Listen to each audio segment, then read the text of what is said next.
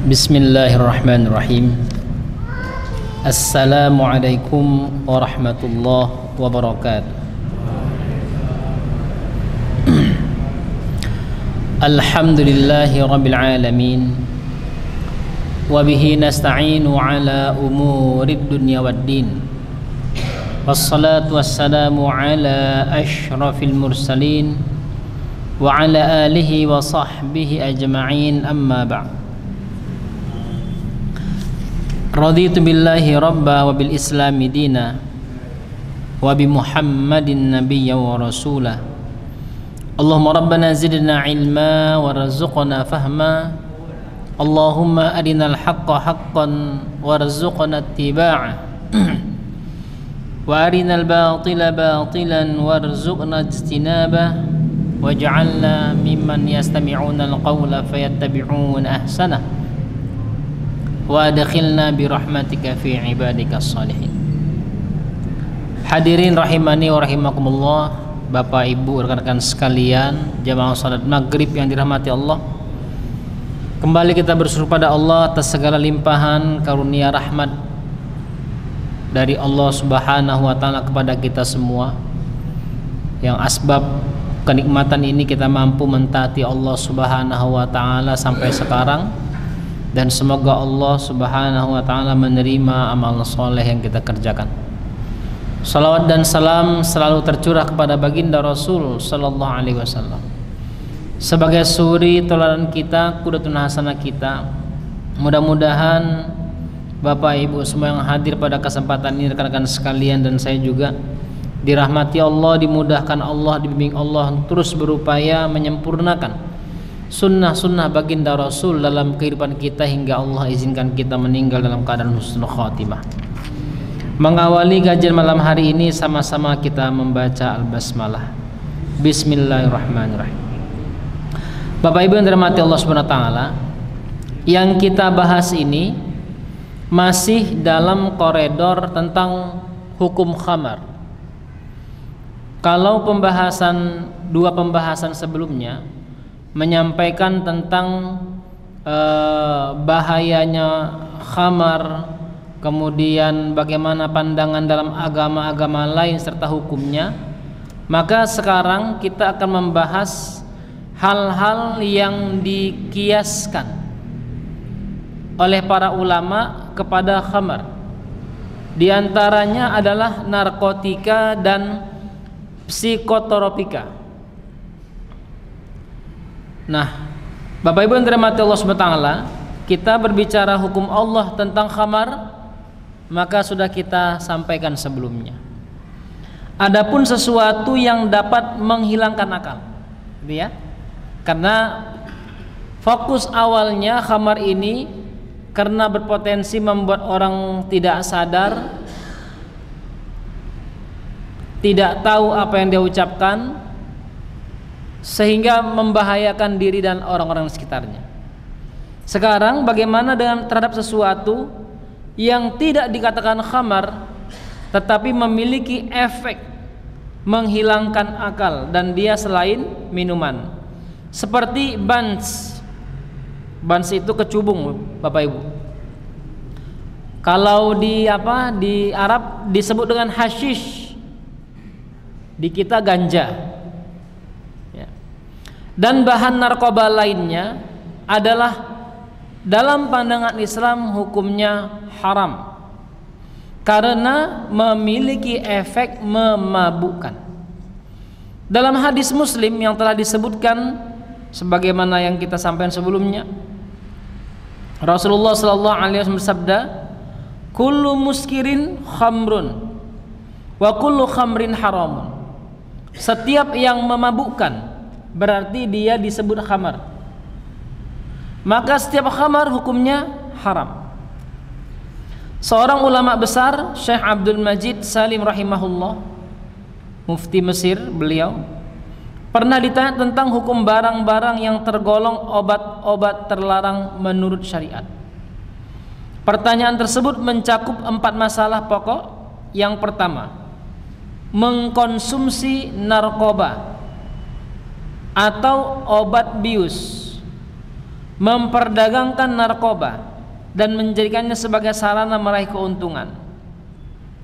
Menanam, yang ketiga, menanam khashash, opium, dan hashish, ganja, dengan tujuan komersial atau menjadikannya sebagai bahan-bahan narkoba baik untuk dikonsumsi maupun diperdagangkan.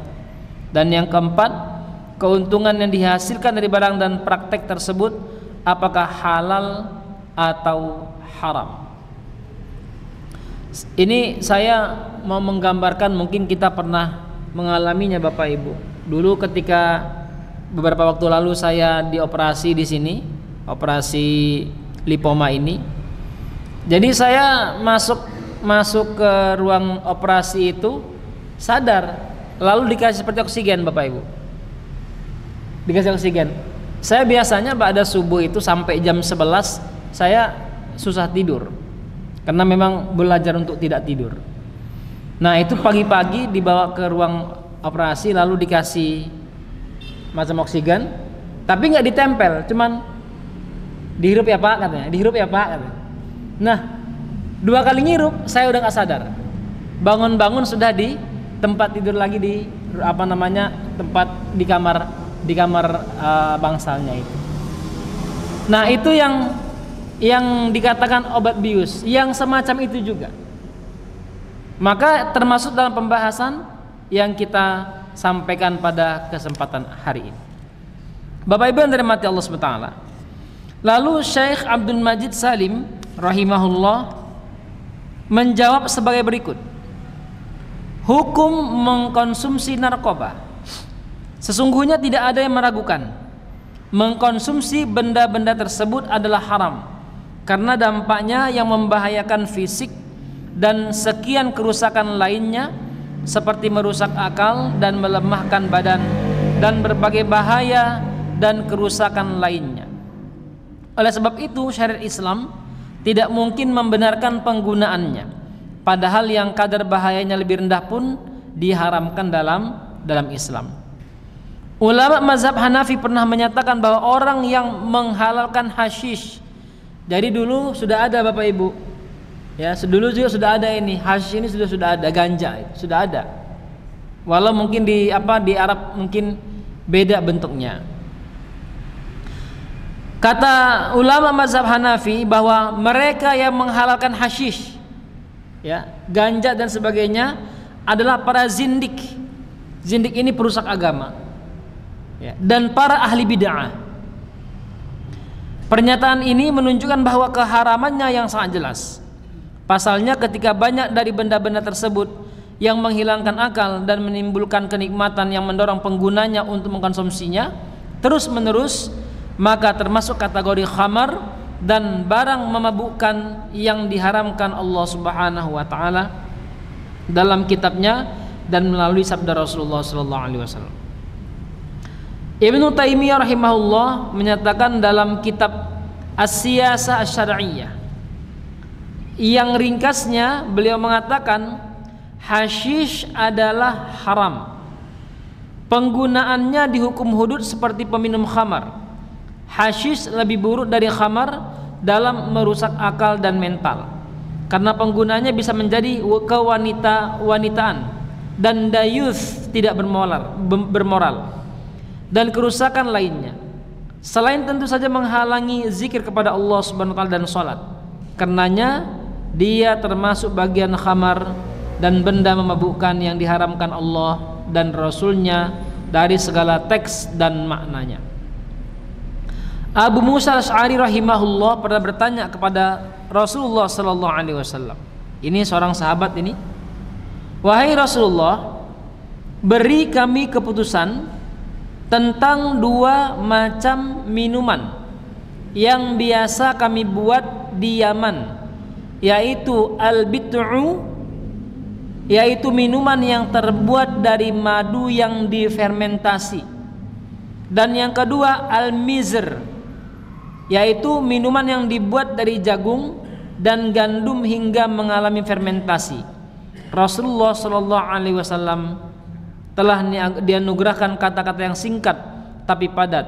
Beliau menjawab, segala yang memabukkan adalah haram. Hadis riwayat Bukhari dan Muslim. Nah, ini juga lah yang menjadikan para ulama Indonesia berbeda pendapat mengenai masalah rokok. Karena rokok tidak memabukkan, tapi dia punya efek merusak, tapi tidak memabukkan. Orang yang habis merokok masih memahami apa yang dia kata-kata. Bahkan naasnya ke sebagian.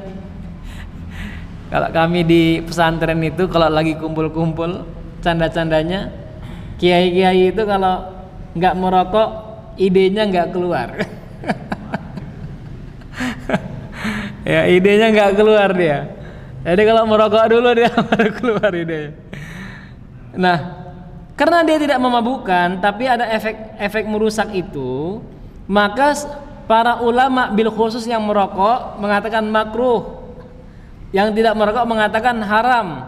Kenapa? Karena yang pertama tidak memabukkan, yang mengatakan makruh.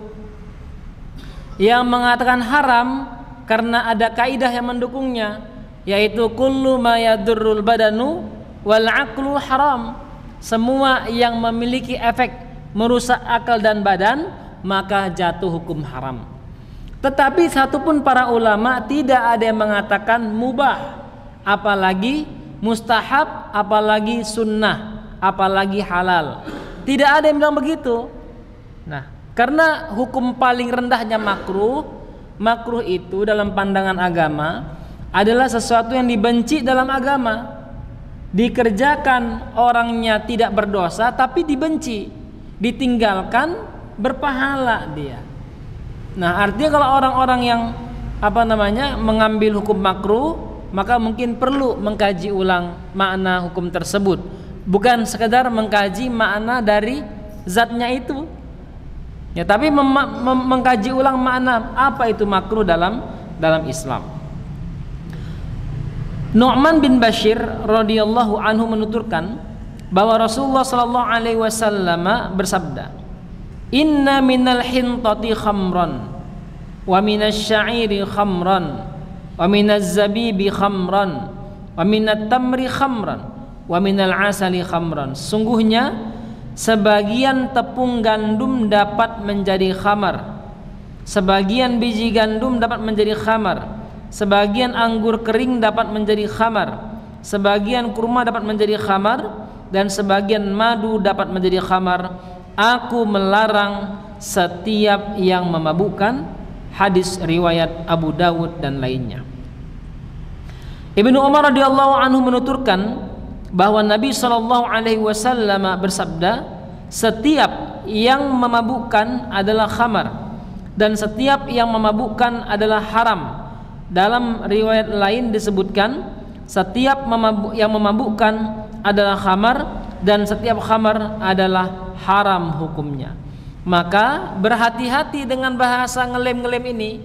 Kita yang pendidik Bapak Ibu ya, kita yang masih punya anak-anak yang mungkin pergaulannya tidak bisa terkontrol, hati-hati.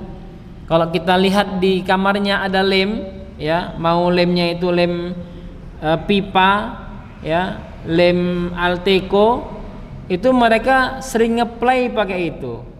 Ya, mereka tutup hidung sebelah, baru dihisap mereka, keras mereka hisap. Belum dapat lagi mereka hisap lagi sampai sempoyongan itu. Kok tahu Ustaz? Kayaknya pernah deh. Bukan, melihat mereka itu yang melakukan itu. Kalau saya nggak tahu saya. Aisyah radhiyallahu anha menyatakan bahwa Rasulullah sallallahu alaihi wasallam bersabda, setiap yang memabukkan adalah haram, sesuatu yang sebanyak faraq, ya. Faraq itu ukuran timbangan yang dapat memuat kurang lebih 407,5 gram. Artinya di bawah setengah kilo. Ya.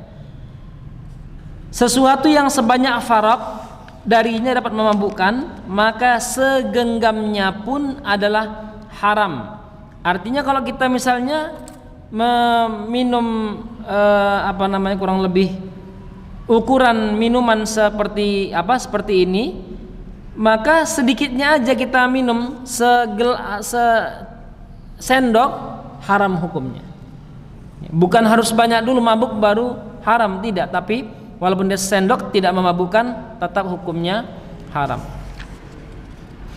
Ibnu Sunni meriwayatkan dari berbagai jalan periwayatan bahwa Rasulullah sallallahu alaihi wasallam bersabda, sesuatu yang dalam kadar banyak hukumnya haram, maka kadar sedikitnya pun juga haram. Hadis ini dinyatakan sahih oleh para perawi hadis. Jabir radhiyallahu anhu menuturkan bahwa seorang laki-laki bertanya kepada Rasulullah sallallahu alaihi wasallam tentang minuman yang biasa mereka minum di daerahnya. Minuman tersebut terbuat dari jagung dan bernama al-mizr. Rasulullah sallallahu alaihi wasallam balik bertanya, apakah memabukkan? Lelaki itu menjawab, ya. Rasulullah sallallahu alaihi wasallam bersabda, setiap yang memabukkan adalah haram. Sesungguhnya Allah berjanji, orang yang minum minuman memabukkan akan diberi minuman tinat al-khabal. Para sahabat bertanya, wahai Rasulullah, apa itu tinat al-khabal? Beliau menjawab, keringat para penghuni neraka atau cairan yang diperas dari para penghuni neraka. Tapi bisa kita bayangkan, itu penghuni neraka itu ketika masuk neraka, jangankan sudah masuk ke dalam, masuk pintunya aja udah berkeringat, Pak. Saking panasnya. Dan kita sudah mendengar satu hadis ketika di mahsyar Allah Subhanahu wa taala dekatkan matahari sampai posisinya begitu dekat. Lalu ada hamba-hamba Allah Subhanahu wa taala di sana. Sebagian mereka berkeringat. Diriwayatkan keringatnya itu ada yang membanjiri sampai telapak kaki mereka. Ada yang membanjiri sampai betis mereka. Ada yang membanjiri sampai ke lutut mereka, ke paha mereka, ke badan mereka, ke leher mereka, sampai ada yang tenggelam dengan keringatnya. Begitu dahsyatnya itu fenomena tersebut. Tetapi hamba-hamba Allah, para salihin yang bersungguh-sungguh dalam menjaga diri daripada perkara-perkara yang haram, Allah Subhanahu wa taala hindarkan dari panasnya matahari di saat itu. Kebayang kita kalau di dunia ini teman kita basah bajunya setelah main bola keringatan, lalu dekat sama kita, kita akan bergeser sedikit. Kenapa? Kurang nyaman dekat orang seperti itu. Apalagi kalau sampai keluar baunya.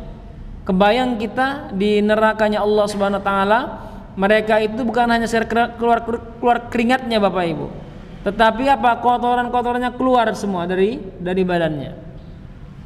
Itulah yang dikasih minum kepada mereka yang meminum khamar di dunia. Ini maksudnya mereka yang minum khamar lalu tidak bertaubat. Kalau bertaubat, maka Allah Subhanahu wa taala yaghfiru liman yasha, mengampuni dosa hamba-hambanya yang dikehendaki Allah Subhanahu wa taala. Ibnu Abbas radhiyallahu anhu menuturkan bahwa Nabi sallallahu alaihi wasallam bersabda, kullu mukhammirin khamrun wa kullu muskirin haramun. Segala sesuatu yang menghilangkan akal.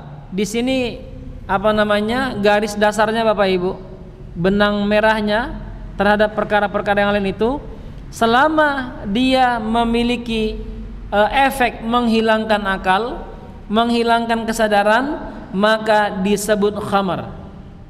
Walau bentuknya nanti bubuk, walau bentuknya nanti daun kering atau cairan kecil sedikit disuntikkan ke dalam tubuh manusia, semuanya dikatakan khamar. Wa kullu muskirin haramun, dan setiap yang memabukkan atau menghilangkan akal hukumnya haram. Hadis-hadis yang tadi kita sebutkan saling terkait dalam masalah-masalah ini. Rasulullah sallallahu alaihi wasallam menyimpulkannya dalam kalimat yang singkat tapi padat, yaitu segala sesuatu yang menghilangkan akal dan memabukkan.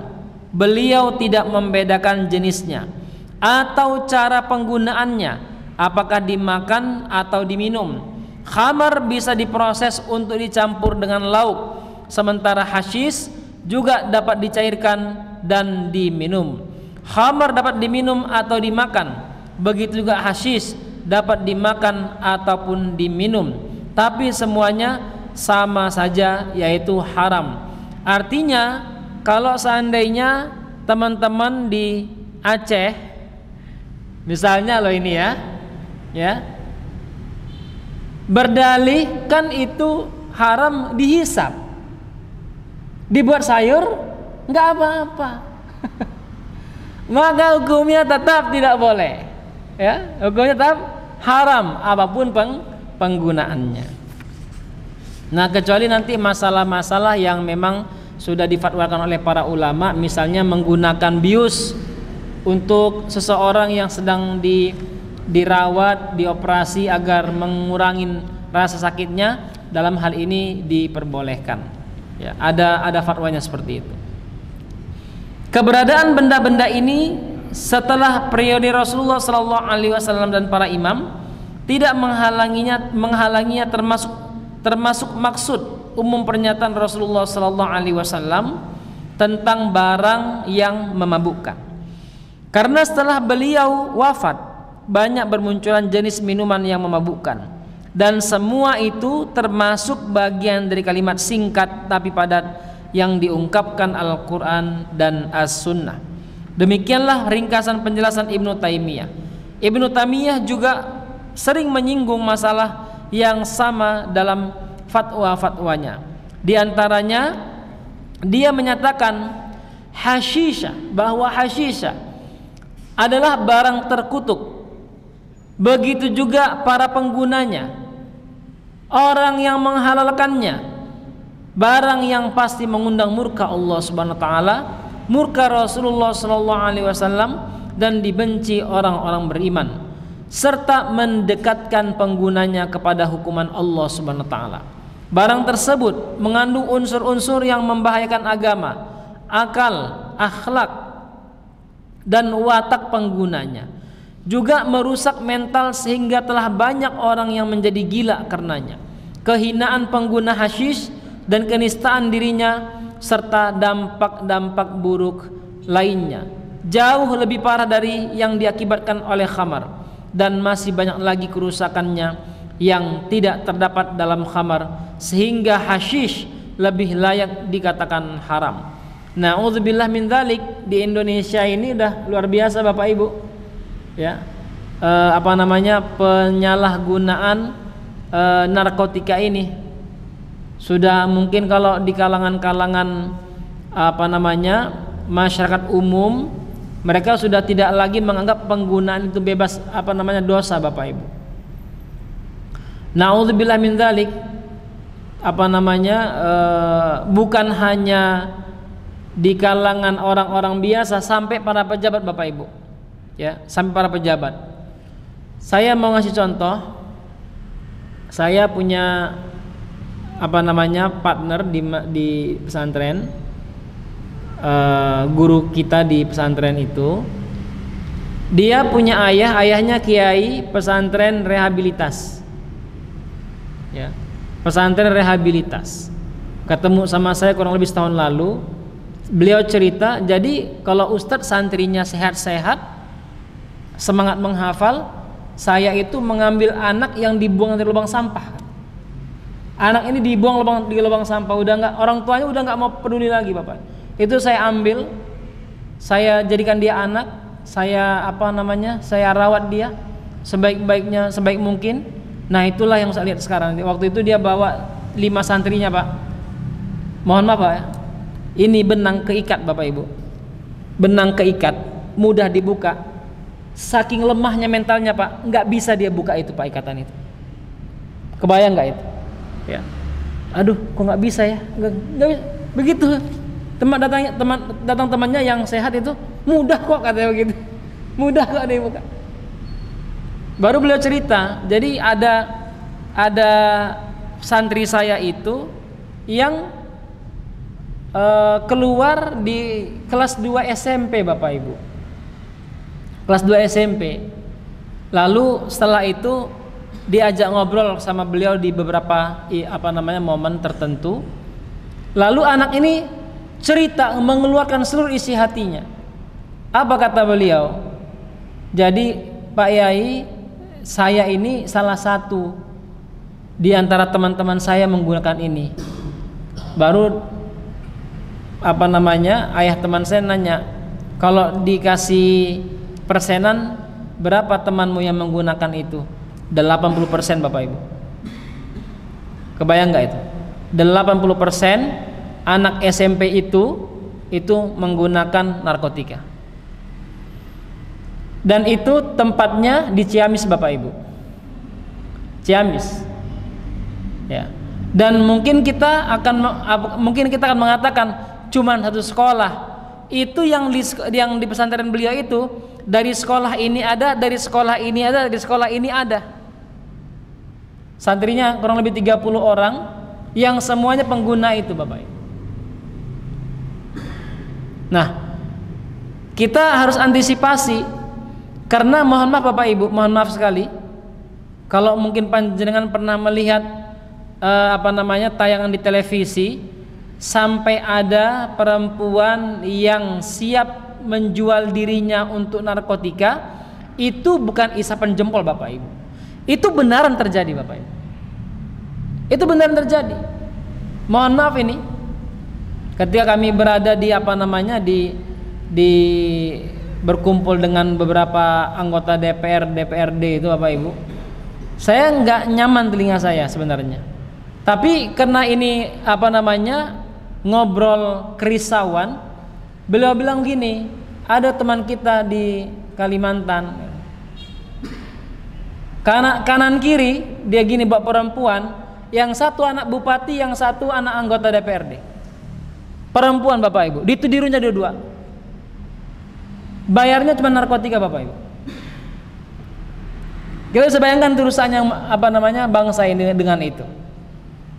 Nah, naasnya kita percaya atau tidak ini Bapak Ibu, ada beberapa share-sharean video yang mengatakan datang dari luar, datang ke ke kantor coklat, keluar dari kantor coklat, menyebar dari kantor coklat, yang nangkap seragam coklat. Terjadi seperti itu Bapak Ibu. Ya. Dan Surabaya menjadi menjadi bukti akan pejabatnya itu yang akhirnya ketangkap di polisi. Dan ini bukan rahasia lagi. Ya. Makanya kalau hari ini bapak-bapak dari keamanan tidak segera evaluasi, hancur nanti generasi di bawahnya. Hadir generasi buruk yang harusnya mendatangkan keamanan, malah mendatangkan kekhawatiran ke dalam hati-hati manusia atau bangsa Indonesia ini. Nah, Bapak Ibu yang dirahmati Allah Subhanahu wa taala, jadi ini bahaya sekali. Perlu untuk segera diberikan solusinya, karena kajian fikih ini kan kita memiliki 3 target. Pertama, memperbaiki kualitas kita. Yang kedua, meningkatkan kuantitas amal. Yang ketiga, harus ada solusi setelah kita kajian fikih ini. Bapak Ibu yang dirahmati Allah Subhanahu wa taala, saya lanjutkan. Nah, kemarin saya sudah pernah sampaikan di beberapa daerah di Amerika, sampai ada di sana wilayah yang disebut dengan wilayah zombie. Gara-gara apa? Gara-gara pemerintahnya gagal mengkontrol penggunaan narkotika. Dan mereka kalau ada uang lebih memilih membeli narkotika daripada makan atau minum Bapak Ibu. Makanya ada manusia jalan tanpa arah, tanpa tenaga, jalannya sempoyongan, kanan kiri, tidak punya rumah, homeless mereka. Mohon maaf Bapak Ibu, buang kotoran di situ, pipis di situ, mandi di situ. Mungkin kalau daerah itu ada di Indonesia, mungkin ya, kalau ada di Indonesia, saya yakin bangsa Indonesia pasti memperbaiki wilayah itu, pasti. Tetapi pemerintahnya udah kabut Bapak Ibu, udah nggak bisa lagi mengontrol, sampai sekarang dibiarin seperti itu. Di beberapa negara Eropa, mereka menjadikan opium menjadi pemasukan utama Bapak Ibu. Jadi orang yang paling kaya di daerah itu orang yang punya opium. Sampai lebih tinggi posisi orang yang punya opium daripada presiden sekalipun. Kalau orang udah punya opium, nggak bisa ditangkap sama para Bapak Ibu. Kenapa? Dia punya persenjataan yang lengkap, hampir mengalahkan pemerintah. Na'udzubillah summa na'udzubillah. Tapi akhirnya apa? Akhirnya bukan hanya jasad fisik yang rusak, moral pun rusak di daerah tersebut. Saya lanjutkan tentang pendapat Ibnu Taimiyah yang tadi. Pendapat Ibnu Taimiyah yang tadi kita sebutkan diikuti oleh beberapa ulama dari murid-muridnya sendiri. Di antaranya seorang ulama besar dan peneliti ulung Ibnul Qayyim rahimahullah. Dia menyatakan dalam kitab Zadul Ma'ad yang ringkasnya, sesungguhnya khamar mencakup segala sesuatu yang memabukkan, baik berupa cairan maupun benda padat, baik diperas maupun dimasak. Karenanya sesuap hasyish pun termasuk di dalamnya, karena semuanya adalah khamar sesuai teks hadis Rasulullah SAW yang sahih dan jelas. Sanadnya tidak ternoda dan matanya pun tidak abstrak. Dalam hadis sahih, Nabi SAW bersabda, setiap yang memabukkan adalah khamar. Riwayat yang sahih juga dinyatakan dari para sahabat, generasi yang paling memahami ucapan dan maksud Nabi SAW, bahwa khamar adalah segala sesuatu yang menghilangkan akal. Seandainya pernyataan Rasulullah SAW tidak mencakup segala yang memabukkan sekalipun, maka qiyas yang benar dan jelas yang memiliki kesamaan antara asal masalah dan cabangnya dari segala segi cukup untuk menetapkan kesamaan semua jenis barang yang memabukkan. Jika satu jenis dibedakan dari jenis lain, maka sama dengan membedakan antara dua perkara yang mirip dari segala sisi. Penulis kitab Subulus Salam, Syarah Bulughul Maram, menjelaskan segala sesuatu yang memabukkan adalah haram, meskipun bukan berupa minum seperti hasyish. Dia juga mengutip keterangan Ibnu Hajar sebagaimana yang dikatakan, orang yang mengatakan bahwa hasyish tidak memabukkan melainkan hanya membuat hilang ingatan biasa, maka dia terlalu berlebihan. Hasyish mengakibatkan sakau dan ekstasi, sama seperti minum khamar. Sumber lain yang dikutipnya adalah keterangan Ibnu Baitar, seorang dokter terkemuka yang menyatakan bahwa hasyish yang tumbuh di Mesir sangat memabukkan jika yang dikonsumsi seharga 1 atau 2 dirham. Efek negatifnya juga sangat banyak. Beberapa ulama menghitungnya hingga 120 efek yang membahayakan agama dan materi. Kandungan yang sama terdapat pada opium, tapi opium sedikit lebih berbahaya darinya. Maka kalau kita menganggap misalnya Arab itu bersih-bersih Pak, ya itu khususnya boleh Bapak Ibu. Ya, tapi ingat bahwasanya ayat-ayat tentang ini kan turunnya di mana?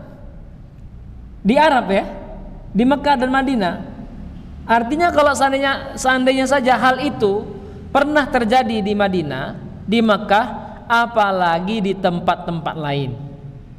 Ya, maka walaupun dia posisinya di Mesir misalnya, di Mesirkah dia, di Sudankah dia, di Libya, di Yordania, atau bahkan di Palestina sendiri pun bisa jadi hal-hal ini juga ada di sana. Pandangan Syekhul Islam Ibnu Taimiyah, Ibnu Qayyim dan ulama lainnya adalah benar karena didukung dalil yang jelas dan dapat diterima. Maka jelaslah nas-nas Al-Quran dan Sunnah juga mencakup hasyish, bahkan opium yang dinyatakan oleh ulama lebih berbahaya dan mengandung berbagai efek negatif yang lebih hebat dari hasyish, seperti yang dijelaskan Ibnu Baitar tersebut. Juga mencakup segala jenis narkoba baru yang belum ada di masa lalu karena memiliki kesamaan dengan khamar yang terbuat dari anggur misalnya, yaitu sama-sama menghilangkan dan menutup akal. Efek negatif dan bahayanya juga sama dengan khamar, bahkan mengandung berbagai efek negatif lainnya seperti yang terdapat pada hasyish yang jelas lebih mengerikan dan bahayanya lebih besar sebagaimana gejalanya dapat dilihat dengan mudah. Hadirin rahimakumullah, syariat tidak mungkin membolehkan penggunaan narkoba semacam itu. Orang yang menganggapnya halal berarti telah berdusta atas nama Allah atau mengatakan sesuatu yang tidak diketahuinya. Kami telah sebutkan sebelumnya bahwa beberapa ulama mazhab Hanafi menyatakan orang yang menghalalkan hasyish adalah zindik, ya, para perusak agama dan ahli bid'ah. Ketika orang yang menghalalkan hasyish dinyatakan zindik dan ahli bid'ah, maka orang yang menghalalkan jenis narkoba mutakhir yang jelas lebih berbahaya dan merusak juga boleh dikatakan zindik dan ahli bid'ah, bahkan jauh lebih layak. Bagaimana mungkin syariat Islam membolehkan sedikit pun dari narkoba yang jelas-jelas membahayakan umat, baik individu maupun masyarakat, materi maupun kesehatan dan pikiran, seperti yang dijelaskan dalam pernyataan tersebut di atas. Padahal landasan syariat Islam adalah mencapai kemaslahatan khusus atau dominan dan menghindarkan kerusakan dan bahaya. Bagaimana mungkin Allah Subhanahu wa taala mengharamkan khamar yang terbuat dari anggur misalnya dalam kadar sedikit ataupun banyak, karena yang mengandung efek yang merusak, mengingat kadar yang sedikit itu dapat merangsang konsumsi yang lebih banyak. Tapi justru membolehkan narkoba yang efek negatifnya jauh lebih besar dan membahayakan badan, akal, agama, akhlak dan mental. Mana mungkin bisa dibedakan? Tentu tidak ada yang berkata seperti itu, melainkan orang yang tidak mengerti agama Islam atau zindik dan ahli bid'ah, seperti dinyatakan di atas. Jadi mengkonsumsi semua jenis narkoba tersebut dengan cara apapun, dimakan, diminum, dihirup atau disuntikkan adalah haram. Persoalan ini sangat jelas dan terang. Bapak Ibu yang dirahmati Allah Subhanahu wa taala, hukum memperdagangkan narkoba. Ya, kita bicara narkoba artinya merujuk pada hal-hal yang dapat menghilangkan kestabilan atau akal manusia. Hukum mengedarkan bahan-bahan narkoba untuk tujuan komersial dan mengambil keuntungan darinya dapat ditetapkan berdasarkan sekian banyak hadis Rasulullah SAW yang mengharamkan penjualan khamar. Di antara hadis yang diriwayatkan oleh Bukhari dan Muslim dan dari Jabir radhiyallahu anhu bahwa Nabi SAW bersabda, "Innallaha wa rasulahu harrama bai'al khamri wal maitah wal khinzir wal asnam." Sungguhnya Allah mengharamkan penjualan khamar, bangkai, babi dan patung. Banyak hadis lain yang dapat disimpulkan bahwa segala sesuatu yang penggunaannya diharamkan Allah Subhanahu wa taala, maka haram pula penjualan dan pemanfaatan keuntungannya. Dari jawaban atas pertanyaan pertama, juga telah diketahui dengan jelas bahwa secara syar'i kata khamar mencakup seluruh bahan narkoba, sehingga larangan menjual khamar juga berarti larangan menjual narkoba. Selain itu, semua nas yang mengharamkan penjualan setiap yang diharamkan Allah Subhanahu wa taala juga mencakup haramnya penjualan narkoba. Dengan demikian jelas sudah memperdagangkan narkoba dan menjadikannya pekerjaan untuk menghasilkan keuntungan adalah haram, terlebih lagi kegiatan tersebut memfasilitasi terjadinya maksiat yang keharamannya tidak diragukan lagi. Karena Al-Quran mengharamkan hal tersebut, sebagaimana yang Allah firmankan, dan tolong menolonglah kamu dalam kebaikan dan takwa, dan janganlah tolong menolong dalam berbuat dosa dan pelanggaran. Al-Maidah ayat 2. Karena itu tepatlah pendapat kebanyakan fuqaha yang mengharamkan penjualan jus anggur kepada orang yang diketahui akan memprosesnya menjadi khamar, dan menganggap jual beli seperti ini tidak sah karena mengandung unsur mendukung kemaksiatan. Sampai pada tahap itu, Bapak Ibu yang dirahmati Allah Subhanahu wa taala, ketika kita tahu ada para pengepul, ya, baik dia itu pengepul, kalau di Indonesia mungkin kalau anggur nggak terlalu kelihatan mungkin, tapi secara umum nira, ya, nira, kemudian kalau kemarin saya pernah minum itu Bapak Ibu, yang dijual pinggir-pinggir itu bulat-bulat itu Bapak Ibu, hah? Bukan Pak, buah itu, dia buah ada airnya. Apa namanya Pak?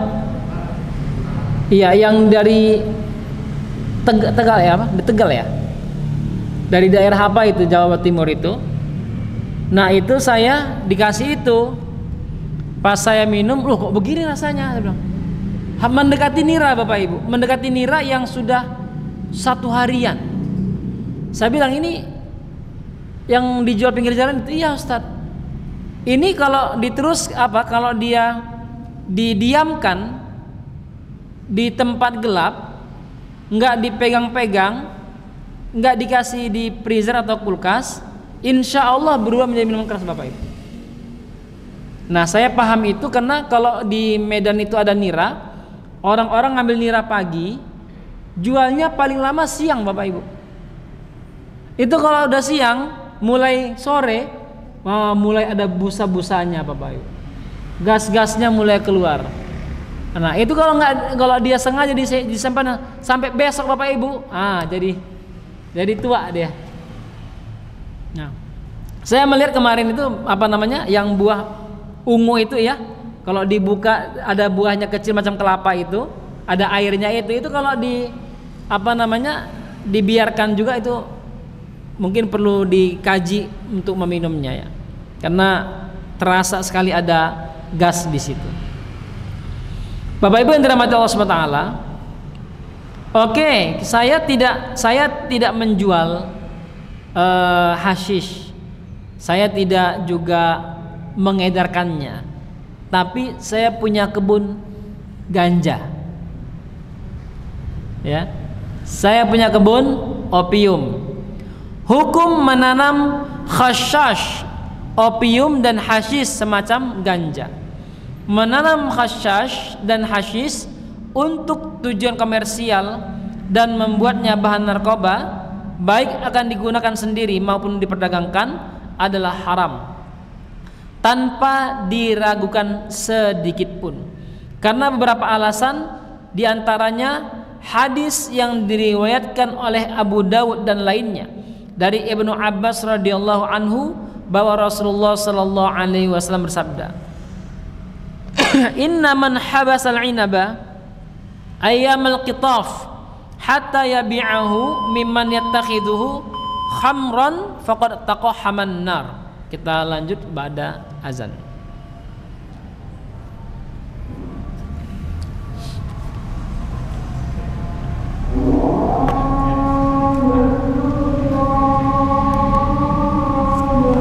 Allahu Akbar.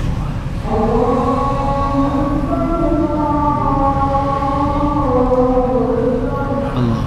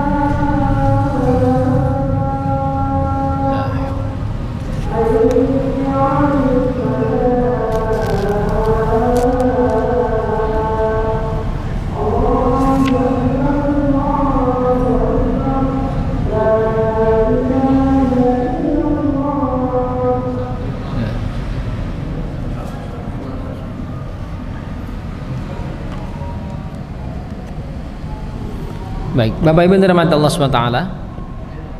Rasulullah sallallahu alaihi wasallam bersabda, sesungguhnya orang yang sengaja menimbun anggur pada musim panen untuk dijual kepada orang yang mengolahnya menjadi khamar, berarti telah menjerumuskan dirinya ke dalam neraka. Hadis ini menunjukkan haram menanam hasyis dan opium untuk tujuan yang sama berdasarkan pengertian teks hadis tersebut. Kalau seandainya saja ada orang yang menyimpan perkara yang halal tapi dia menjadi bahan dasar khamar, lalu sengaja dia simpan agar nanti harganya bisa lebih mahal dan keuntungannya lebih banyak, dan dia tahu bahwa nanti yang akan memborong ini adalah para pengusaha pembuat khamar, maka perkara itu ya sama dengan dia menjerumuskan dirinya ke dalam nerakanya Allah Subhanahu wa taala. Yang kedua, menanam tanaman tersebut berarti mendukung terjadinya maksiat, yaitu penggunaan atau perdagangan narkoba. Kami telah menjelaskan sebelum ini bahwa mendukung maksiat adalah maksiat, ya, mendukung maksiat adalah maksiat. Tiga, menanam dengan tujuan seperti itu berarti pelakunya ridha bila banyak orang akan menggunakan dan memperdagangkannya. Ridha dengan maksiat sama dengan bermaksiat. Alasannya menolak kemungkaran dengan hati yang berarti membenci dan memusuhi kemungkaran tersebut adalah wajib dilakukan setiap muslim dalam kondisi apapun. Bahkan dalam hadis Rasulullah SAW yang dimuat dalam Sahih Muslim disebutkan bahwa orang yang tidak menolak kemungkaran dengan hatinya seperti yang kami maksudkan di atas, berarti dia tidak lagi memiliki iman walaupun hanya sekecil biji khardal. Dari sisi lain, menanam hasyis dan opium adalah maksiat, yakni setelah pemerintah melarangnya melalui undang-undang yang dibuat untuk kepentingan hal tersebut. Karena berdasarkan ijma' ulama, taat kepada pemerintah adalah wajib selama bukan berupa maksiat kepada Allah dan Rasulnya. Hal ini disampaikan Imam Nawawi rahimahullah dalam syarah Sahih Muslim bab taat kepada pemimpin. Demikianlah pendapat yang terakhir yang dapat dikemukakan tentang haramnya mengkonsumsi dan memperdagangkan narkoba. Bapak Ibu yang dirahmati Allah Subhanahu wa taala, kalau yang kita bahas ini sebenarnya bukan hanya dia narkoba ya, tetapi segala perkara yang haram. Segala perkara yang haram, kalau tadi ada yang nanam hasyis, opium dan sebagainya, kemudian para pekerjanya itu mereka tidak konsumsi itu. Kami hanya bekerja supaya anak kami hidup, keluarga kami hidup, gitu ya. Maka sama dengan itu yang Rasul sampaikan, innallaha wa rasulahu harrama bai'al khamri wal maitati wal khinzirul asnam. Sesungguhnya Allah mengharamkan penjualan khamar, bangkai, babi dan patung. Artinya kan ini babi nggak datang sendiri, ada kandangnya, ada yang beternak. Dia nggak jual babi, tapi ternak babi, gitu ya. Maka ini turunannya sama seperti itu. Ya. Jangan pernah mengatakan yang halal aja, yang haram aja susah, apalagi yang haram. Jangan, yang dikorbankan anak, yang dikorbankan keluarga.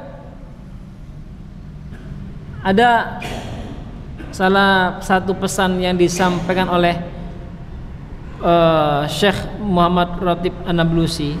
Kata beliau begini, dulu para solihin, para sahabat terdahulu, istri-istri mereka mengatakan, wahai suamiku, wahai ayah anak-anakku, ketahuilah kami lebih sanggup lapar daripada engkau datang dengan yang haram. Kami lebih kuat menahan lapar daripada engkau datang dengan yang haram. Ya. Tahulah kita kepada Allah, kalau seandainya yang kita kasih kepada anak kita ada perkara-perkara yang diharamkan Allah Subhanahu wa taala. Bapak Ibu yang dirahmati Allah Subhanahu wa taala, mungkin itu dulu yang dapat saya sampaikan pada kesempatan hari ini. Mudah-mudahan bisa kita mengambil ibrah darinya dan menjadi salah satu penyemangat kita untuk mengurangi bersama-sama mencegah peredaran bahaya narkoba, bahaya minuman keras yang ada di sekitar kita. Sebelum saya akhiri, mungkin satu pertanyaan Bapak Ibu yang mau disampaikan, silakan.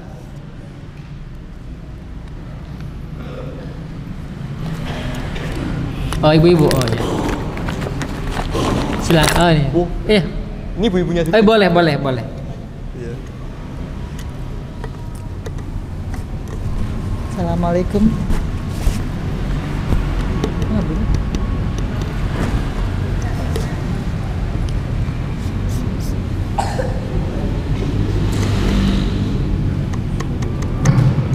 Iya.